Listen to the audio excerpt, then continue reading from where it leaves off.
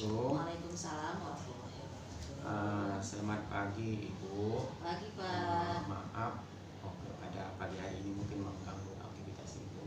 Kurang lebih beberapa menit kita ada sedikit wawancara ya Bu. Oke, Terkait dengan topik kami ini di Jalan Guru Penggerak ini, dia topiknya pengambilan keputusan dengan nilai-nilai kebijakan yang ada di sekolah. Maksudnya untuk di pengambilan keputusan ini seorang pemimpin ini berhubungan dengan dilema etika atau rujukan moral.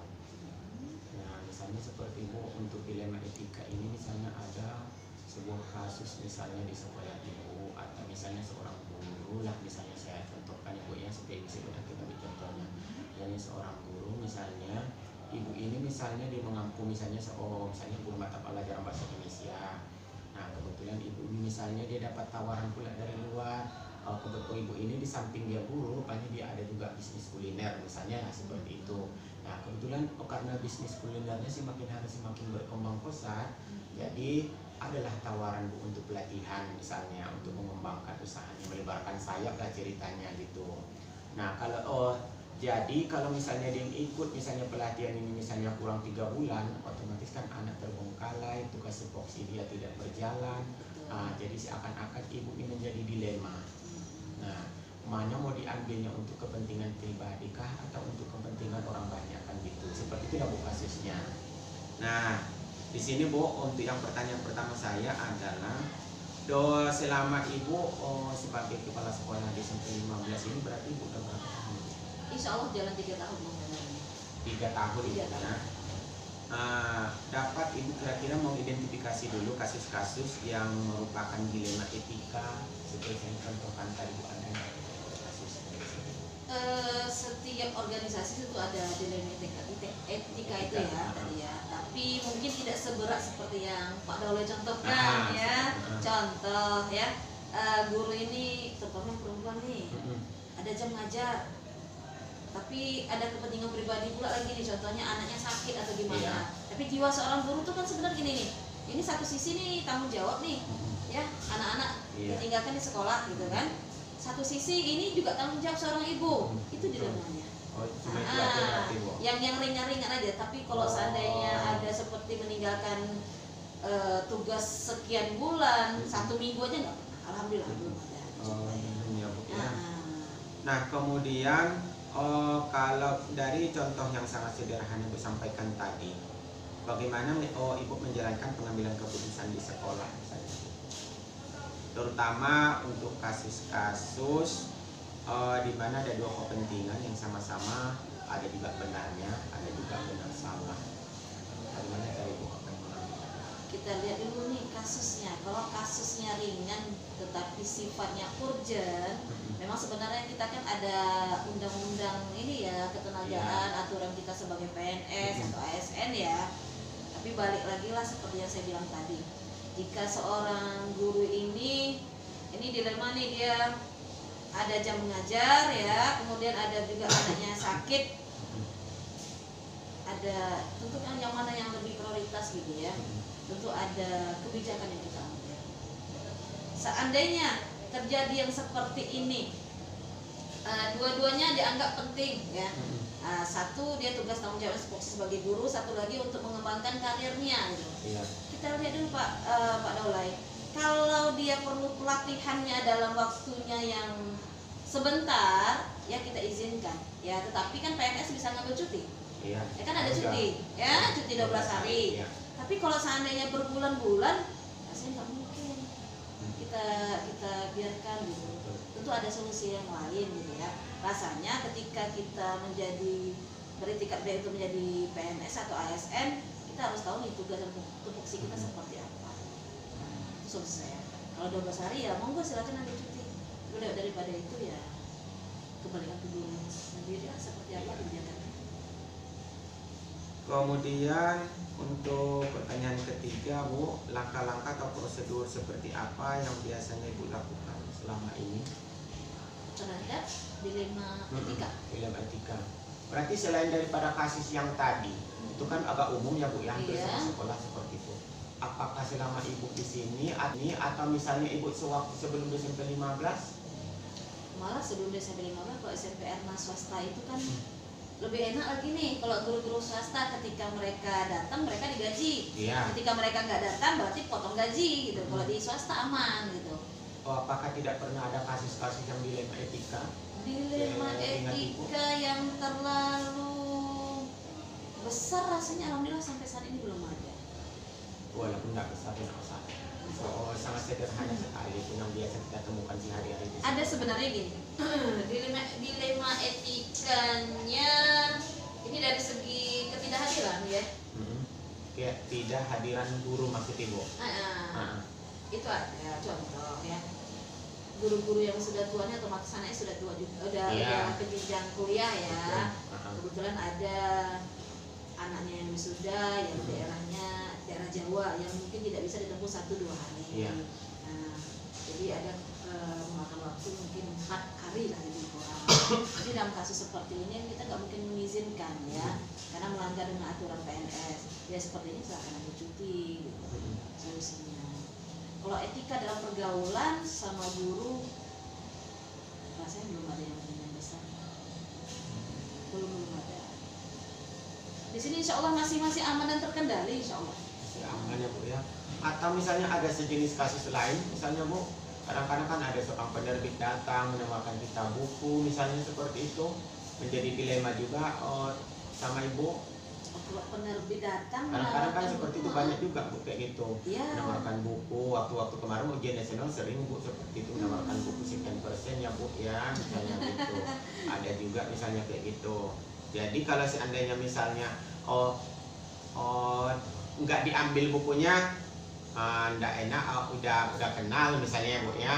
Biasanya kan agak umum biasanya Bu seperti itu. Sekian persen ya untuk sekolah biasanya, kalau tulisannya gitu juga, biasanya kalau sekolah lama kayak gitu. Jadi kadang-kadang mau dilema seperti itu Bu kita. Kalau saya kerjasama dengan pihak luar berarti penerbit buku lah ya. Itu kan memang di awal tahun atau akhir tahun ini nanti kan ramai datang nih penerbit buku A, B, C, D, E gitu. Sampai saya itu juga lupa nih penerbit buku yang baru-baru ini. Kalau saya setiap buku yang datang mereka bawa sampelnya, saya kasih ke guru bidang studi. Oh gitu. Guru bidang studi ya, karena mereka yang action mengajarkan mana yang bagus. Nah, walaupun kerjasama kita bagus di penerbit C, tetapi ketika guru menilai bukunya kurang bagus dengan mereka atau tidak sesuai atau gimana, ya kita kasih alasannya. Maaf lah, karena ini karena pendapat guru, karena mereka yang action gitu. Kalau misalnya dengan hubungan dengan siswa Bu gimana? Hubungan dengan dari guru dengan siswa, mana tahu ada kasus yang berhubungan dengan dilema etika? Yang mungkin biasa sih kalau kasus kesalahpahaman antara mungkin wali kelas menyampaikan seperti ini ya, mungkin anak ini nyampaikan ke orang tuanya seperti ini, jadi ada miskomunikasi, ada seperti itu. Tapi cepat kita atasi. Kalau seandainya ada seperti ini kan, jadi orang tua kadang-kadang ada orang tua yang mungkin mau maaf nih, kita harus tahu juga latar belakang mereka, pendidikan dan segala macam ya. Mereka datang mungkin dengan marah-marah gitu, ya cepat kita tenangi, cepat kita ini rangkul, insya Allah terselesaikan.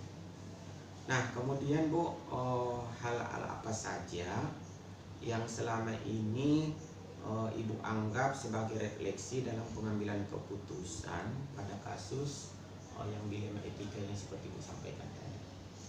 Untuk refleksi terhadap kasus ini, contoh ya, dilema antara orang tua dan guru ya, ini kan miskomunikasi. Jadi mulai dari permasalahan yang ada, kita kan tarik ini cari ini solusinya. Sejak kejadian itu harus kita bangun lagi komunikasi yang intens antara orang tua dan sekolah gitu. Jadi kita bentuk komite kelas gitu. Kita adakan agenda 3 bulan sekali itu pertemuan. Jadi ada kursus grup paguyuban kelas ya, WA grup antara wali kelas dan orang tua. Di situ komunikasi intens. Itu Pak. Alhamdulillah membangun grup paguyuban kelasnya. Oh, udah paguyuban berarti Bu ya, sama seperti yang metre yang di apa ya, paguyuban juga katanya, yang di Jalan Teratai ya. Kamboja. Iya, dia pakai paguyuban juga katanya, saya dengar kawan tuh. Nah, kemudian Bu, apakah Ibu memiliki sebuah jadwal tertentu dalam sebuah penyelesaian kasus yang dilema etika ini, apakah langsung diselesaikan di tempat? Misalnya udah ibu jadwalkan nih untuk mau menyelesaikan kasusnya, atau ibu langsung aja udah selesai gitu? Dia sebenarnya tidak terjadwalkan, kita kan tak tahu nih kasusnya seperti apa gitu kan ya. Seperti contoh tadi kita contoh orang tua dan guru gitu kan, terjadi permasalahan nih kan, miskomunikasi. Tentu dengan kondisi yang belas segala macam, marah-marah, tentu langsung dibawa ke dalam ruangan, kita selesaikan gitu. Oh langsung berarti ya Bu ya? Berarti tidak seperti Ada cerita pendek ya Bu ya, iya, bersambung ada ya? sebenarnya yang terjadwal, ada contoh ya, dilema etika itu kita lihat lah, kadang-kadang ada guru yang mohon maaf nih kurang disiplin. Itu kan kita kasih nih pembinaan dulu, pembinaan pertama, lisan ya. Sudah itu kita kasih surat teguran pertama, kedua, itu kan pembinaan, itu terjadwal. Kalau saya memantaunya teguran lisan, saya lihat dulu seminggu. Nah, contoh, ibu besok jangan terlambat ya Bu ya, lisan dulu kita ya. Kita lihat perubahannya enggak? Ada perubahan seminggu enggak? Saya panggil lagi. Yang kedua, kalau dijadwal lagi seminggu lagi kok lisan. Tertulis juga, tertulis saya pantau lagi seminggu gitu. Berarti kalau sudah itu terjadwal ya, terjadwal itu maksudnya pembinaannya. Kemudian Bu, adakah sekarang atau faktor-faktor yang selama ini Ibu untuk mempermudah atau membantu Ibu dalam pengambilan keputusan terkait dengan kasus dilema tadi? Ada. Di sekolah itu kepala sekolah itu tidak bisa apa-apa tanpa ada di sekelilingnya guru-guru yang membantu, ada tim namanya. Seperti dilema siswa, tentu wali kelas ya. Ada grup khusus kita antara kepala sekolah, wakil, dan wali kelas. Di situ kita intens komunikasi. Jadi kan saya nggak masuk kelas nih, Wakasis juga nggak masuk kelas, semua kelas ya, cuma 12 jam. Kita tidak tahu nih kelas yang tidak kita masuk, terutama saya yang nggak pernah masuk kelas. Jadi melalui grup WA grup inilah, contoh wali kelas 71, Bu, izin menyampaikan informasi kalau Ananda kita yang bernama ini sudah tidak hadir 5 hari gitu. Di situ kita grup kelas. Kalau seandainya bersama dilema guru gitu ya, kita itu kan ada rapat bulanan ya. Kemudian ada di sana kita menyampaikan, rasanya kalau guru nih konflik sosialnya jarang lah ya. Kecuali dilema etika guru yang tidak hadir, kita punya tim TPK namanya, tim TPK, tim pengawal kurikulum yang bukan hanya memantau persiapan kurikulum, tetapi memantau pelaksanaan pembelajaran. Jadi mereka yang merekap kehadiran guru juga. Iya, berarti kalau saya perhatikan tadi Ibu kasusnya ini nampaknya masih di internal, belum sampai ke media sosial. Insya Allah jangan. Kita melihat kalau dilema etikanya seperti itu, masih sederhana ya, masih agak-agak umum saya perhatikan Bu. Dari semua hal yang Ibu sampaikan tadi, ada nggak kira-kira Bu pembelajaran yang menjadi Ibu petik dari Ibu cara mengambil keputusan dilema etika tadi? Pelajarannya kita jangan cepat puas dulu ya dengan apa yang telah kita lalui. Segala sesuatu yang terjadi itu pasti ada hikmahnya. Contoh dilema antara orang tua sama orang tua sama wali kelas. Oh rupanya kita kurang membangun komunikasi nih, itu bisa kita ambil. Atau dengan guru, kita harus tahu dulu gini, ini guru ini tidak datang kenapa?